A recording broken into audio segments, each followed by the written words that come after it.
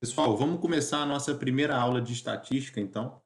Antes de entrar nas ideias de média, as medidas de centro, né, e depois as de dispersão e tudo mais, é muito importante, mais uma vez, como a gente já falou na aula de introdução, entender o que é essa coisa de frequência absoluta ou relativa, né? O que é frequência e por que no final das contas a gente vai trabalhar com aquela ideia de coisas na distribuição de uma curva normal, coisas acontecendo que no final das contas tiveram uma distribuição nesse formato aqui. Por isso que frequência é muito importante, porque tudo sai a partir daí, beleza? Então vamos lá, vamos começar. Frequência com que aparecem os dados, então. Um exemplo de um experimento. Você está trabalhando numa fábrica e alguém quer saber o que está acontecendo para ver se toma uma decisão ou não.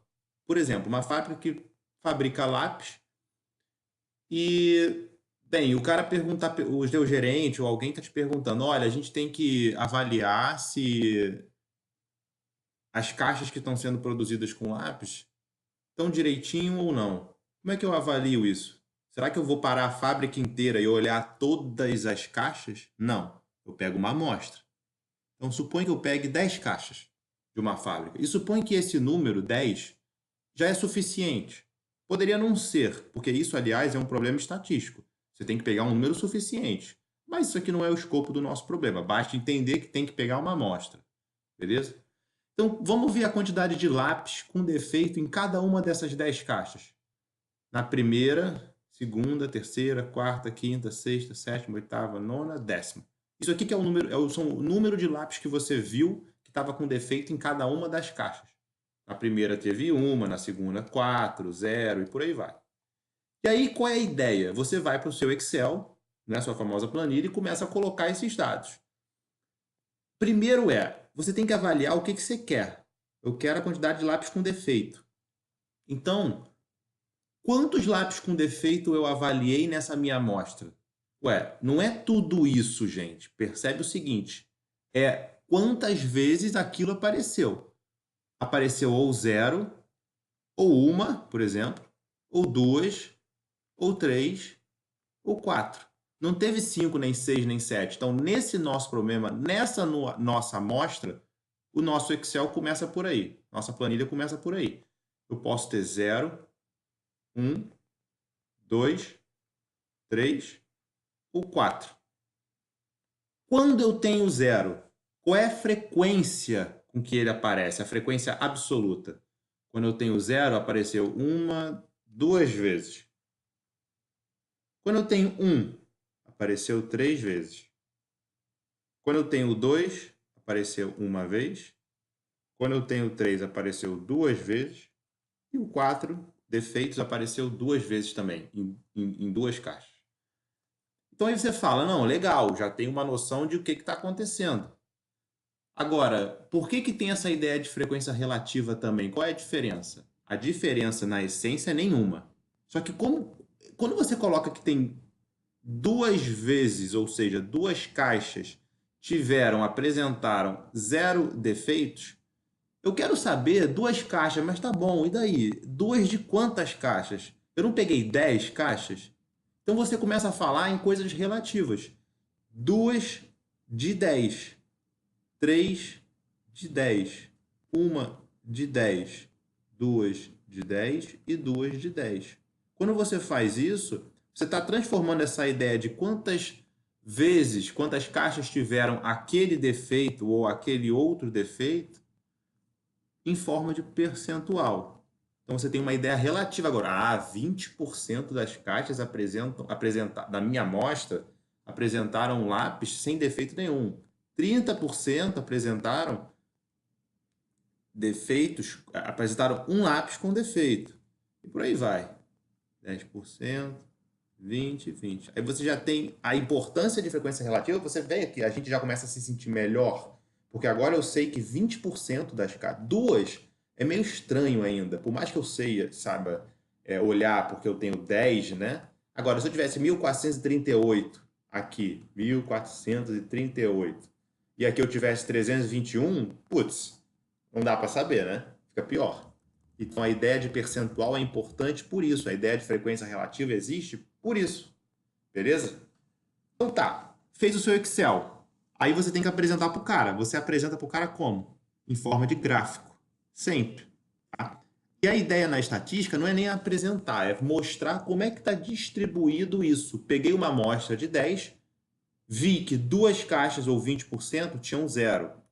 30% tinha um lápis com defeito. 10% das caixas, dois lápis com defeito.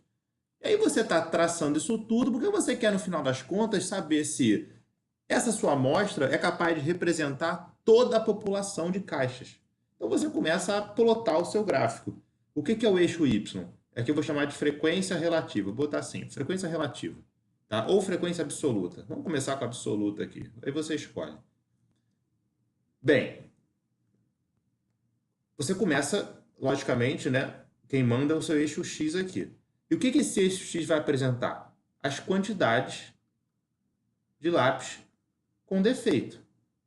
Tá? Você está plotando em relação a isso. Pode ter 0, pode ter 1, a gente viu 2, 3 ou 4. Quando é 0, vou mudar de cor aqui. Quando é 0, qual foi sua frequência absoluta? 2. Tá? Então vamos colocar aqui 2, subiu até aqui, por exemplo. Quando eu tive um lápis com defeito, quantas caixas? 3. Subiu até aqui. Eu marco aqui 2. Eu marco aqui 3. Tá? Quando eu tive dois lápis com defeitos, eu só tive um. Eu bato aqui. 1. Beleza? Aqui. Aqui. 3 lápis com defeito, eu tive 2. 4 lápis com defeito, 2 também. Bem, quando você olha para isso, claro que a gente não é... Eu fiz de propósito porque, bem, com 10 caixas só, nesse nosso problema, não necessariamente vai ter uma curva bonitinha aqui, ó, normal. Mas a gente vai supor isso aqui só para a ideia do exercício. Você teria pego muito mais caixas, ia ter encontrado muito mais coisas com defeito, e com certeza, no final das contas, ia ter mais ou menos uma curva que se aproxima disso. Tá? É esse o problema que está na estatística. É assim que a gente apresenta as coisas. Qual é o nome desse gráfico que eu coloco aqui em vermelho? Ele é chamado de histograma. Histograma, ou histogram, em inglês. Tá? Então, ele normalmente tem esse formato aqui. Tem vezes que eles também, dependendo de qual é a sua variável aqui embaixo, ele é apresentado assim, ó, bem coladinho. Tá? Onde aqui embaixo você tem intervalos, porque você não consegue colocar todo mundo. Suponha que você avaliou 20 mil pessoas e pegou a altura de todo mundo.